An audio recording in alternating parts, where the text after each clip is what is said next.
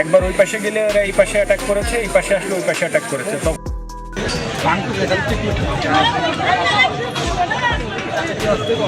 মাশরাফি বিন মুর্তজার বাড়িতে আগুন লাগিয়ে দিল দুর্বৃত্তরা। কেঁদে কেঁদে দেশ ছেড়ে যা বললেন তিনি।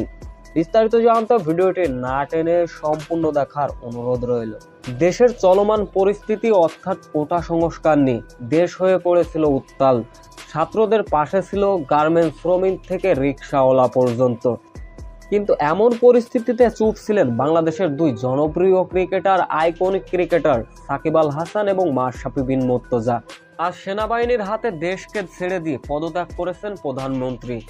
তবে এই মুহূর্তে ঘটে গেল অন্যরকম এক ঘটনা। নড়াইল 1 আসনের এমপি মহোদয় সাবেক ক্রিকেটার মাশরাফি বিন মুর্তজার কে বা কারা আগুন এবং ভাঙচুর করেন।